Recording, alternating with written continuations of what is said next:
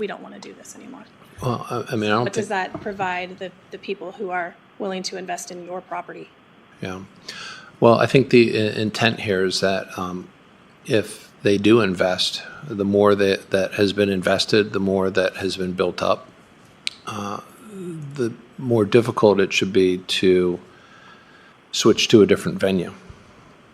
Because what's the point of putting the money in? And this board is, in essence, trying to say, we want the fair to stay there for a long period of time. So if you're able to make these investments sooner rather than later, I think, if anything, that ensures the location remains the same. I do understand the point of, one-party termination versus two-party termination, and the enforceability of it. So, it's kind of goes back to the leasing to ourselves. That issue is, so I guess, that would be a question, how much of a point would that be?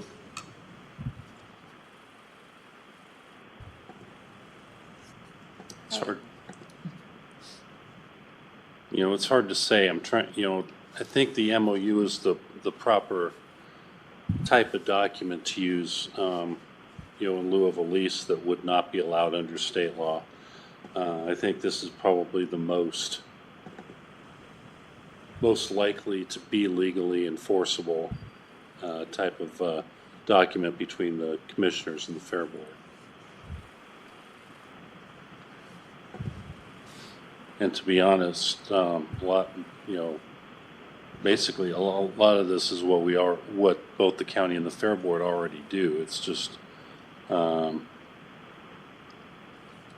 basically an expression of intent to keep the fairgrounds where it is for as long as possible. Mm-hmm. As long as it would meet the needs of the county residents and fairgoers. I mean, how much time would you need, do you think, to make these investments in these buildings? I mean, I think she stated it. If we're going to do a major capital campaign, it's going to take me about 5 years to raise all the funds. Okay. Now, that doesn't mean we are going to wait that long to start doing it. We'll start doing some significant things as soon as we can. Sure. I mean, I wonder if there's not a way where if we put a term in there that had a minimum where both parties would have to agree, and then thereafter it could be one party. And that would give you the time necessary to achieve what you're hoping to do. Because at some point, let's just fast forward, and let's say by year 8, the fair hasn't done anything. Sure. So there's like kind of a non-performance, if you will. Mm-hmm. Should the board be bound further into that? So is that something that could work? I would have to defer back to my board, which I can get some clarification from them too. Okay. Is that something that the board here would be open to? Is some minimum where we're committing to the fair, this minimum, and thereafter it's a one-party termination? Yeah, I mean, I'm always I looking mean, at would 10 things years that- work for you? That's what the master plan is. 10 years that both parties would have to terminate. Thereafter, one party may terminate. So I just can't speak for future boards. So it's just one of those Oh, I'm asking weird you, things that, yeah, I'll look at that for sure. Well, is that a yes or a no? I mean, it's just a Because simple. I don't have the document in front of me, and I have to see how everything works together. Well, I think if items, what is it, E? That Pat was addressing, and then C were addressed. Which, I guess the other question for E, Pat, is, 1E is, what component is the board compelled to do by law? And what has the board done, just through its own, determination year by year? 1E? Yes, provide for police and fire protection for the fair.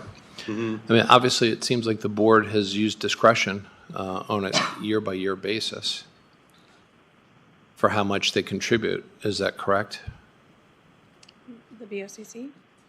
By the BOCC, yeah, You guys have chosen to handle just the standby. yeah. But that's through the board's discretion. That's not because Yes. the board is compelled to. Correct. Yeah. I mean, I think there's state statute that speaks to this, and we still probably don't see eye to eye on it. So I have that documentation as well, so I can share it with the board and Pat. Yeah, I think that your issues with this document, should be shared with the board in written format so that we don't do the same thing over and never get anywhere with it. If you are against it, then, that's fine. You should be against it. But every time we have this conversation, there always seems to be these new issues that keep coming up. And, So I am sharing them with the board. How, you want me to share them with the board via email? well, in a written format, what would be your proposal for how this should look? I know Pat has been working on it. And maybe, this document was distributed to the board. These questions could be asked to Pat beforehand. Okay, I was just trying to make it a transparent process where I wasn't just talking to people behind the scenes and I was just, Well, it's not about behind the scenes. It's really just about, either the board wants to try to figure out how to make something happen, or it wants to figure out how to keep something from happening. And, I think if the board wants to make something happen, then we should figure out how to facilitate that process. If it doesn't want to make it happen, that's fine, but let's look at it and say, nope, this isn't going to work, and there is no option. And that way we can move on from this. Would you be comfortable if Pat and I address these items and get it over to you all shortly, and still try and get it on the business meeting next week?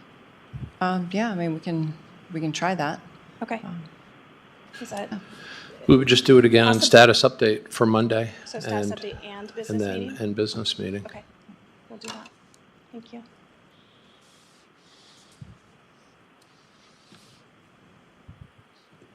Okay, is that all on that item? All right. Item 6, community development reclass request. So, and Craig Morning. Davidson, our Deputy Director for CD. Good morning, Commissioners. For the record, Craig Davidson, Deputy Director Operations for Community Development. What I'd like to bring to you this morning is Board's approval to have Human Resources reclassify 2 positions. It's our intent to eliminate one of the FTEs by combining the Planning Assistant and the Administrative Secretary. Currently, the Planning Assistant is a grade 4, the Administrative Secretary is a grade 5, and we would propose to combine those positions into an Administrative Assistant position as a grade 6. There would be salary savings and obviously benefit savings by the combination of those 2 positions. Okay. Subject to questions, or? Yeah, is it a greater, is it a net savings, or is it just some savings at this point? Net savings. So we will actually save more by making this change. Correct. Okay. It is a higher grade level at a 6. The other 2 were 4 and 5, but there's a net savings, the difference in salaries plus benefit savings of 1 FTE. Okay. And then I know typically we handle this in HR, and you guys wanted to get a head start on it, so that's fine.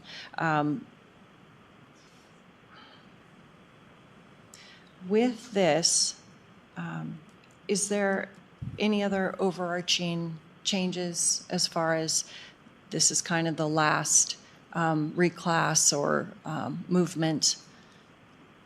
This, we've talked about the elimination of the position for the landscape architect as well. The planner, it's remained unfilled for the last 14 months, and the planner 2 position still remains open. Okay. Okay, so are you considering putting the planner 2 to a planner 1? That's been discussed. We haven't affirmed that yet. Okay. But it's a good way for promotion purposes and things like that, is an entry level with the grade level increase based on competency. Okay. Yeah, so for me, that's kind of 2 different things. That's kind of a temporary solution because we can't hire a 2, so let's go to a 1.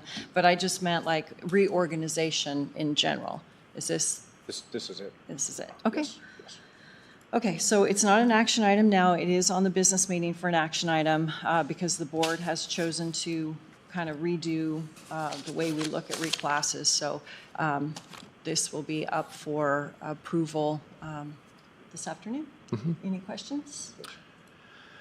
No, I just hope that we can continue to find these savings and pass these savings along through the fee structure. Absolutely. So, Bill, anything? Sounds like we should. Good thing. All right, thank you. Okay, item 7, Transit Town Hall update. yes, last week we had a transit town hall here, and I think it was quite a success. There were 2 items that stood out that I think the board should be aware of. The first one was that a lot of people were rallied to show up to this town hall who were told that the board planned on shutting down transit and that they needed to show up to make their voices heard. And I know I haven't had a discussion about shutting down transit. I don't recall anyone else up here talking about shutting down transit. Bill has said that he'd be happy to get rid of it. I have said it, but Yeah. it wasn't like we're doing it tonight. Yeah. That was, in my opinion, a scare tactic. Well, we had people showing up.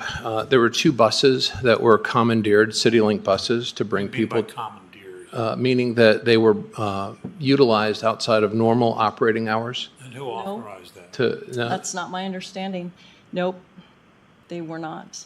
We have actually video of the buses in the parking lot. Right, and so paratransit, they can drop somebody off within 3/4 of a mile of the stop. And if a paratransit person asks for a ride, they could come here. It's within 3/4 of a mile of a CityLink stop. Are there operating hours for this? Yeah, I believe 7 p.m. is the end. Yeah. Well, I don't believe, I'd like to see that because there's 2 CityLink buses that showed up in the parking lot. Okay, and one of the people who showed up last week called me yesterday and said that the bus drivers told them that we were going to shut down transit, and we're handing out flyers to this effect. So Do you have a flyer that was handed out? I don't have a flyer. I was busy running the town hall, but people had them in the audience. And so I would like to ask the board's permission that I could look into this and at least understand who authorized these county resources if they are outside of the normal purview of the CityLink. And is there a policy for when the CityLink, because the manager did say that they do use buses to bring people to county events. And so is there a policy for when the CityLink does this, and what other county events does the transit serve? So with the board's permission, I'd like to look into that on behalf of the board. So what does that exactly look like? I don't know. I don't know. Like I said, I didn't really expect the CityLink to be bringing a bunch of people over. And once that person called me yesterday and said that the bus driver told them that we were planning on shutting down the CityLink and that they should show up to make their voices heard, I found that to be a little troubling because we, as a board, have not had that discussion. I would like you to look into that, Bruce. So the other thing, which I've learned but when putting this transit town hall together, Jonathan, you have it up there right now. These are the reports that the county commissioners get each month from transit, and they provide ridership numbers. So as you can see for the year of 2023, just like on the A route, the total for the year, January through December, it shows 41,249 people had ridden, or the ridership numbers for 2023, and that's on the A route. If you go to the next screen, Jonathan. I don't see the 41,000 number on that. Where are you looking? That's because you want to add up all the numbers on the red from January 23 through December 23. Okay. That's where you'll get that number. Okay. Okay, and if you go to the next one, Jonathan, actually it's D. We were given a report of ridership numbers by route, and if you look at the far left, That is the A route, which is the same as the red row in the previous slide. And you'll see the total numbers are 27,682 riders. And so there's quite a discrepancy that this board is getting as far as ridership numbers. And if you go to the next screen, Jonathan, which is E, and just scroll down to the bottom, you'll see that there's one stop in particular that has the most rider counts, and that is the transit center. Now, when I decided to go and ride the bus myself, one of the things that stood out to me is we just did one loop, and we stopped off at the transit center, and we were sitting on the bus, and we were told to get off the bus, walk to the other side of the building, and get right back on the bus. And that is how one rider can be counted twice. And there's electronic devices that are used on these buses to count the riders. And so I think, as a board, we should be getting as accurate a numbers as possible. I understand that there are some standards, and I take it you're writing notes to help me with this, because we should be getting accurate information when we make our decisions. And one of the other things, too, that stood out was the fact that, and these are numbers that are provided by our auditing department, is, for the fiscal year 2023, we added up about $954,000 in county taxpayer expenses that were allocated to support this service. And those numbers are comprised of the total cost of tax-funded expenditures for the A and B budget, property tax levy for the auditor costs for grant accounting, property tax levies for ICRIMP, and then legal personnel expenses. They all add up, and going from 2016 through 2024, the least expensive number was $541,000, and the most expensive is $1,040,000.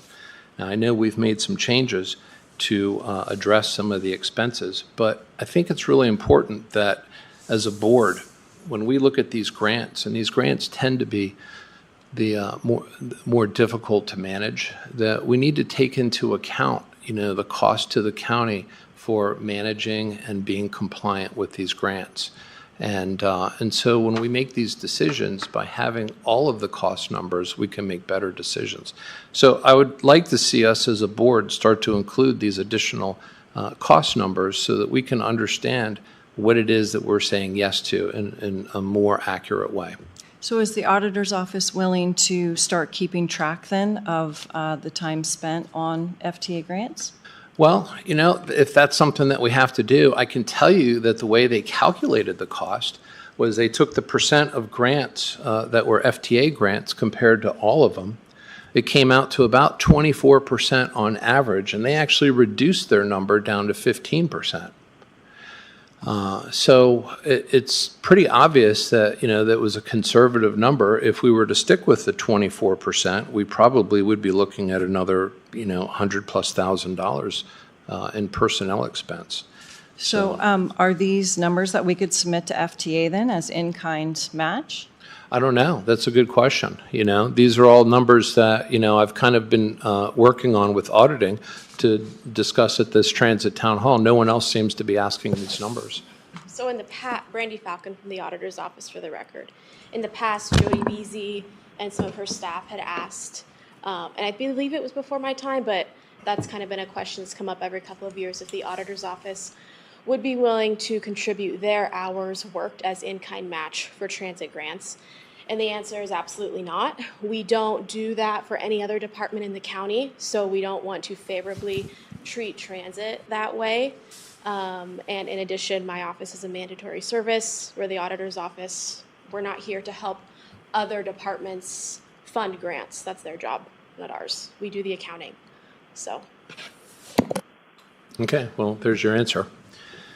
Okay, so then I would have questions on, it says that the property tax levy for legal personnel expense is the same amount from 2016 to 2024.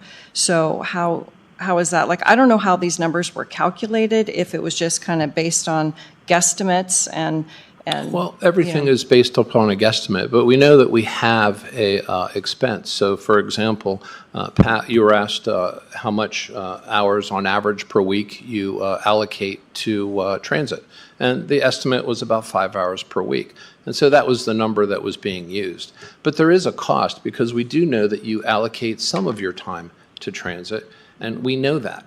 So the question is, do we want to try to capture this cost or do we want to ignore the cost? And these were just best guesses at this point. yeah, and Transit's asked to capture those costs in the past, and I'm fine. I think that would be a great idea, but we heard that the auditor's office is not interested in No, capturing what we those heard costs. was that the auditor's office was not interested in giving their time for in-kind match. We did not hear that the auditor's office was not interested in capturing cost. Their job is to help capture cost for us. So let's make sure that there's a clear distinction between the two and that we don't conflate these things. If this board wants to, we can start setting up, time management systems so that we can capture the cost, the amount of time that someone puts on a particular job.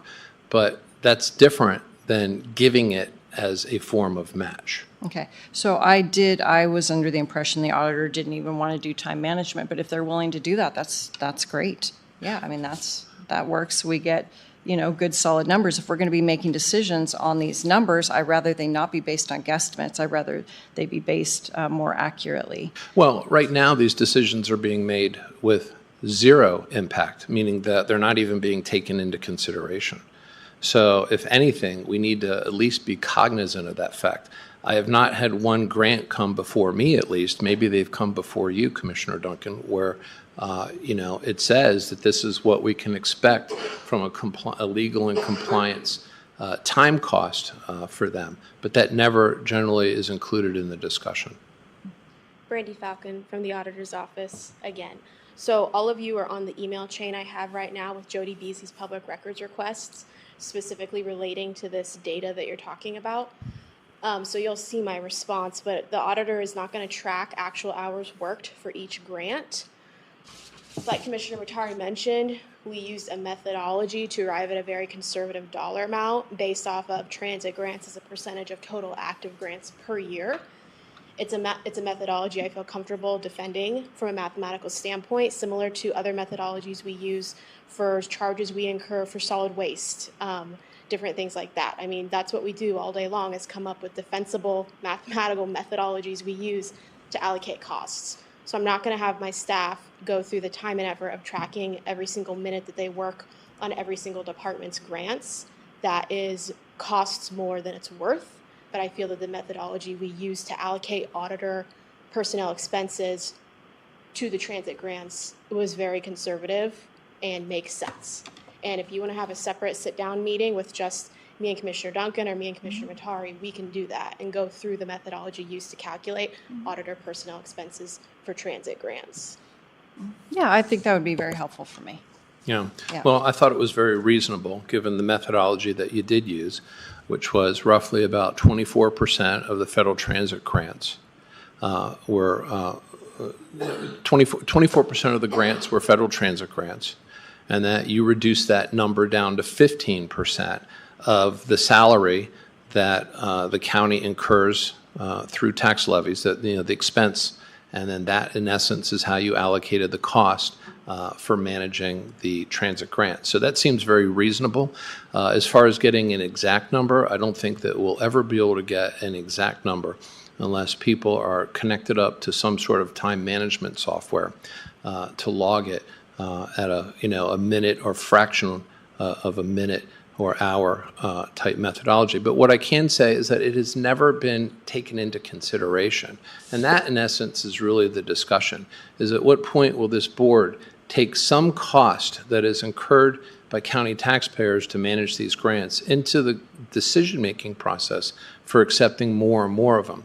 Because over time, we have been accepting more and more of these grants, and they require additional, they're a little bit more stringent from a compliance standpoint compared to other federal grants. And so I would argue that it's only prudent for a board to consider these kinds of costs when making these decisions. Okay. And then how much time did you spend in the transit office with transit employees and especially with the numbers, how they come up with the numbers and what they're required to report for FTA standards and all that? Well, I've spoken with transit a number of times as a commissioner. As far as hours in the office, I'm not quite sure I understand the link there. But what I can say is that the transit manager was asked to provide, the story of transit, what it does in the community, which I completely believe that the transit system does play a significant role in this community. Mm-hmm. I do. My only issue is the fact that the county has become the backstop for providing services for the benefit of others without the others being legitimate stakeholders. And so what happens is that the county taxpayer ends up footing the bill. They subsidize some of these services that are for the benefit of others and not every county taxpayer. Every county taxpayer pays money to the county. Therefore, they should be getting the benefit of the county services that are provided, all of them, not some of them. Okay, so like veteran services, even though those, are not all county citizens who are getting taxed are veterans. So we have a lot of community development is one of them. Mm-hmm. County taxpayers subsidize community development, but yet they don't get the benefit if they don't use the services. So again, we have county residents, county citizens who actually use the bus service. So, well, going back to community development, I mean, the fact of the matter is that the county is allowed to charge a fee for that service, mm-hmm. right? And our accounting methodology has not been able to actually charge a fee that covers that service. And if the policy of this board is to get the county taxpayer to subsidize, for example, community development, so that the fees can be lower, then we should have that policy.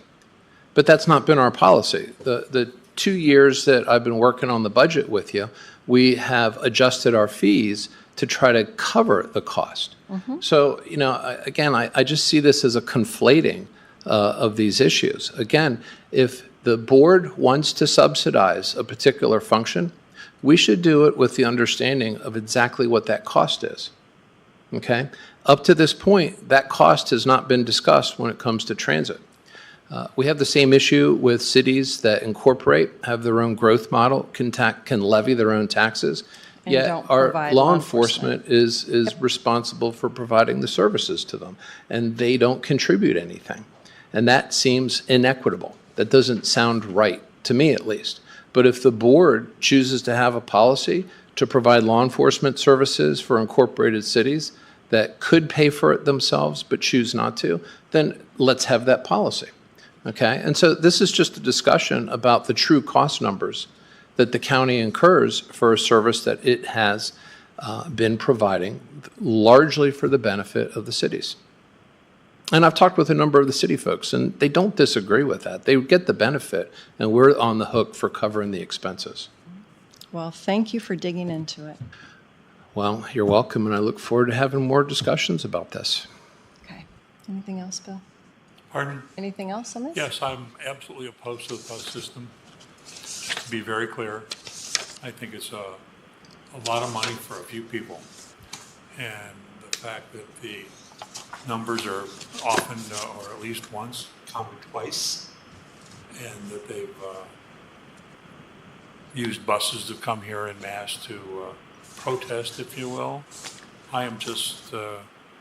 I've been trying to get solid numbers on transit since the day I got here, and it hasn't been possible. They have not been forthcoming. All right. Item 8, contiguous parcels of tax deeded land. I think this was brought up last week, and when Nancy Pluff was here, she'd gone through these slivers of parcels that are owned by... Well, it's not owned is not technically the right term, but through tax deed process, the county is now the trustee of them. And this particular project did not move forward after Nancy left. But what I did find out was when she did leave, it looked like apparently most if not all the slivers had been reached out to surrounding property owners. And we got some, I don't remember exactly how many, but we had gotten, several sales throughout the last few years. And so I think that we can continue the process and maybe even go back to some of these slivers that were not captured, or not purchased, in case surrounding owners have changed. So it's just kind of a discussion on how the board would like to proceed with this former practice going forward. You have any thoughts, Bill? No. No. I guess my first question is, how do these little slivers end up on the county roll? And what can we do to avoid that happening? Because that just means that we have to work on getting them off the county roll later. So that would be my first question. And the second one is that I think we should send these letters out, but I think the letters really need to not look quite like a code violation letter, but maybe something a little more along the lines of, there's good news here. There's a new opportunity for the landowner to make a purchase. I've looked at the letters, and they have a very dry component to it that I don't think encourages response from people. Okay. Hi, Kelly. Hi, Kelly Lease with the Treasurer's Office for the record. And we are just talking about tax deeded parcels, is that correct? Yes. Not the ones that the county owns separately? Right. Okay, so those parcels, we do notify, within the last couple of years, we do notify the surrounding parcels of the delinquent property taxes, so they do have the ability to bid at those at the public auction. The slivers that end up being in our process typically come back from an audit based on mapping, when they audit the legal description on the previous deed and any warranty deeds or deeds after that, and the legal description is maybe they forgot 30 feet or put 30 feet instead of 300 feet. So those are all put back into the previous owner's name based on that legal description. So that is a lot of those sliver pieces that come through our tax deed process. We do also have some other parcels where the owner's not interested. Sell them, give them back to the county. We don't want them. So there's a little bit of both, but the slivers are based on pretty much those legal description discrepancies. Thank you. Mm-hmm. All right, so you're all right with the process continuing as it was, but just not in that format? I would update the letter. Okay. At least, kind of emphasize the benefit, the potential benefit to the customer. It doesn't really say that in the first, couple sentences and in a positive way. I think we need to make sure the list is updated as well. It's on the county website updated. Okay, yeah, because it's been a few years since Nancy left, and I remember that whole list and going through it, and some of the more some of the ones we've had for a long time, or kind of those persnickety ones that just seem to have slipped through the cracks. And a lot of them we did get sold or transferred to another governmental entity that would have more interest in it. Yeah. And then Sarah has indicated she's willing to take on this project. So if you guys are okay with that. Yeah, no, that's fine. And and one of the first things she'll do is actually go through and mark off the list if any of them have been sold. So there's not duplication of effort there. Just to make sure it's a fully updated list. All right, with that, we've got direction and item 9. Thank you, Kelly.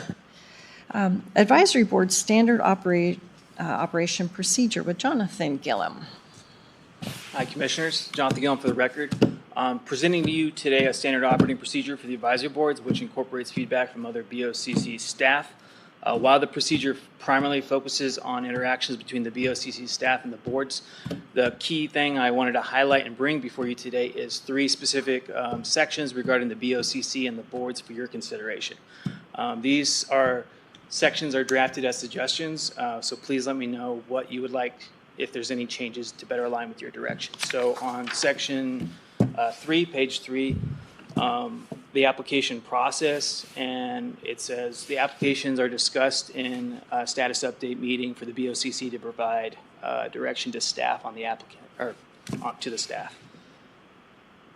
What are your thoughts on that? I'm in favor of that. I like that. What direction are you looking for from these? Just if that is how you would like to proceed with the application process. Every application would come before on a status update meeting, or we could just say open meeting, preferably status update, and we can decide it that way, Yeah, that's fine. as long as the board agrees, okay? Okay. And then second part is when at least 2 of 3 commissioners agree on the applicant, they will direct staff to either schedule an interview or appoint at the BOCC business meeting. Okay? And then last, we wrote, I think the board already kind of indicated this earlier this year, but on page 4 and 4.0, advisory board should expect to do at least 1 annual open meeting with the BOCC. And then Yeah, if there's that's any other fine. questions you have on the document, I'm happy to answer. But that's what I wanted to bring to your attention So today. specifically, they would just come to present to us in a status update? Or what particular, one annual open meeting? So like they invite us to their, Oh, I guess I was considering it as they would come to a BOCC meeting and kind of do an annual check-in as needed. Some of our boards do kind of do a check-in, like our fair board does a quarterly. Sometimes the airport does a monthly, but if we could have all, I think the board had this discussion earlier this Yeah. year, and we could have at least 1 annual check-in where they come in and say, hey, commissioners, this is what the board's doing. What do you want us to work on? That kind of thing. That was just the thoughts behind it. okay, Commissioners. perfect. I just wanted to make sure the annual meant they come to us, we don't go to them. Yes, no, yes. They Okay. work for you, commissioners. Okay. Appreciate that. Any other thoughts or questions on that? No, thank you. Thank you. All right, public comments. Come on, Ron.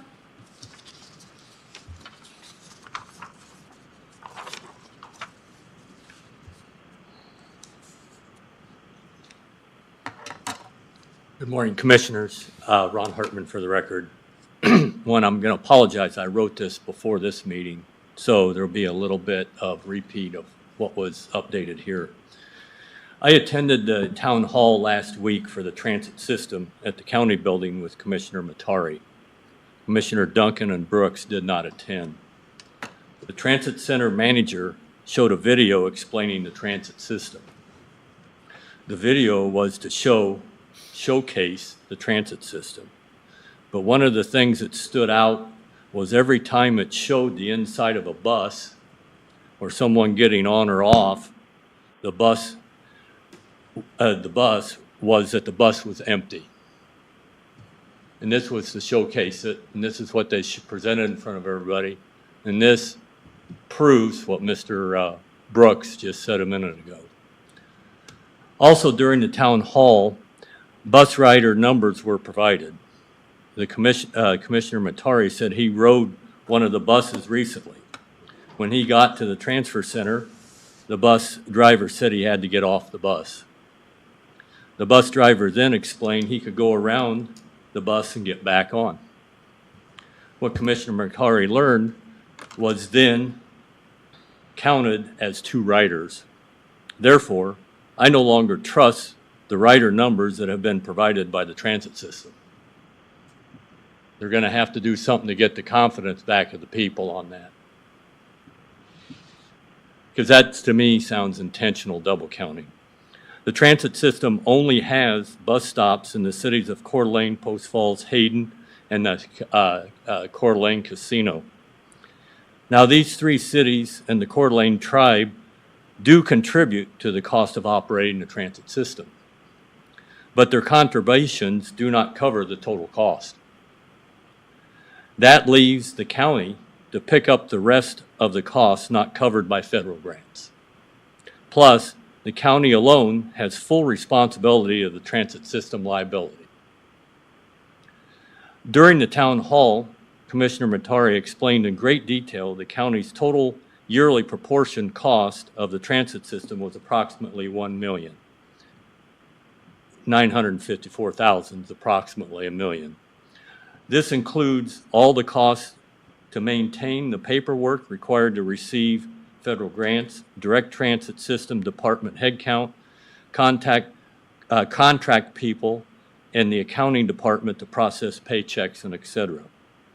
Commissioner Matari also showed how the cost of the transit system has grown over the last 10 years. And the Iceni government organization will continue to grow. Therefore, the county property owner is taxed for the county cost of the transit system. This means every county property owner is currently taxed $1 million for a service they are not provided. It has been brought to the attention of the county commissioners that the property owners are getting taxed out of their homes. The county commissioners need to put the total cost of the transit system on the users of it. That means the cities of Coeur d'Alene, Post Falls, Hayden, and the Coeur d'Alene tribe need to pay the total cost, not covered by the federal grants. If they do not, then the county commissioners need to close down this system. Thank you. So just two items of response for that.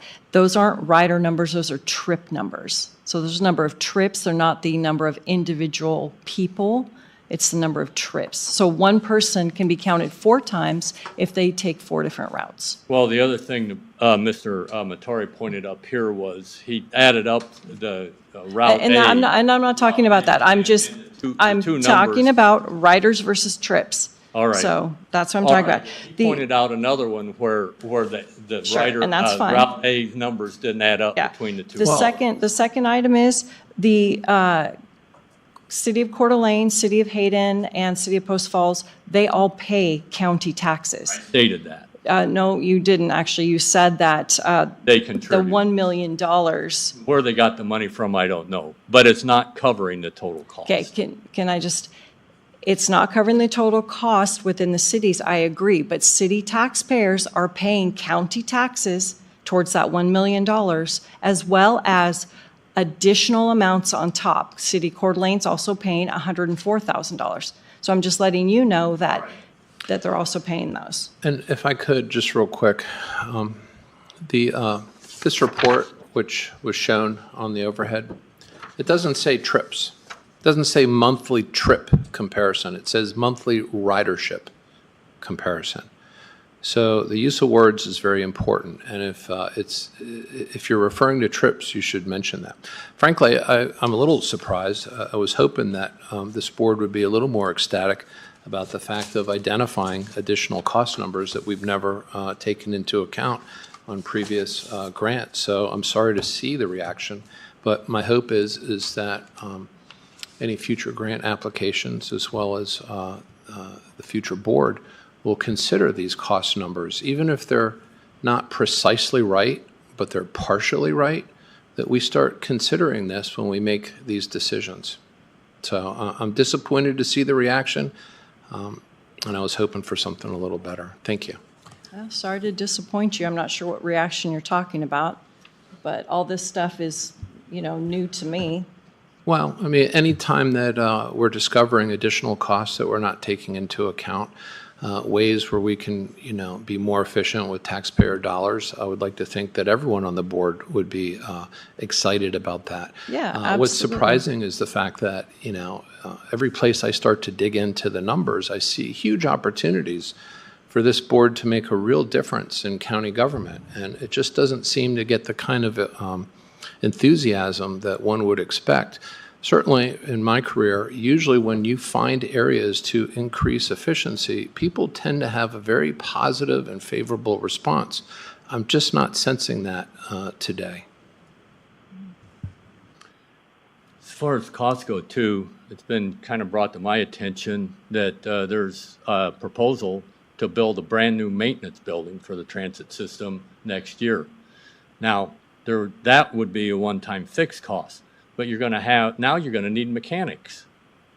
We already have a So mechanic. that's going to add cost. We already have a mechanic, so the mechanic has no place to work right now.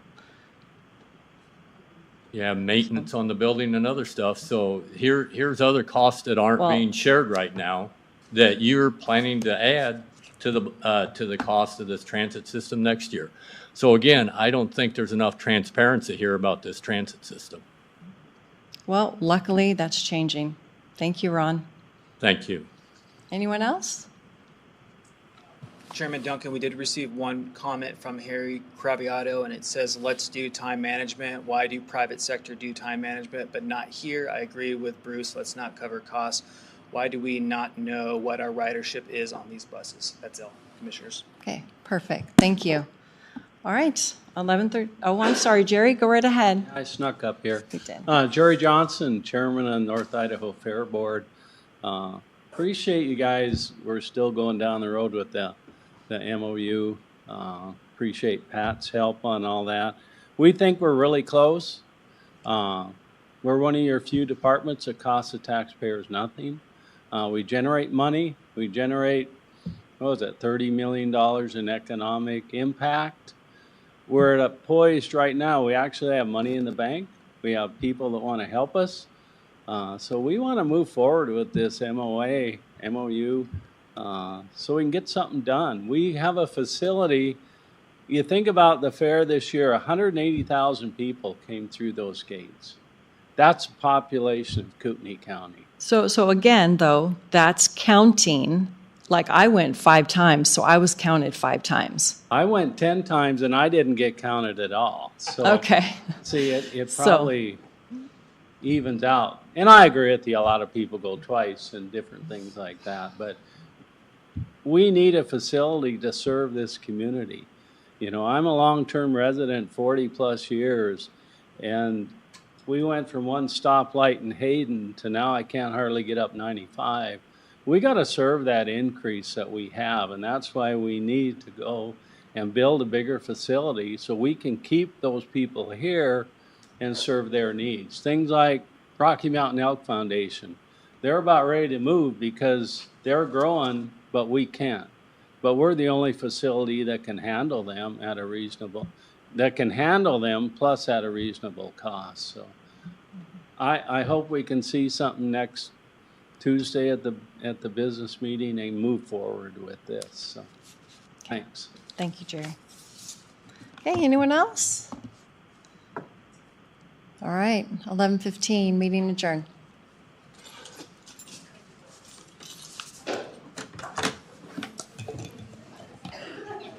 Hi.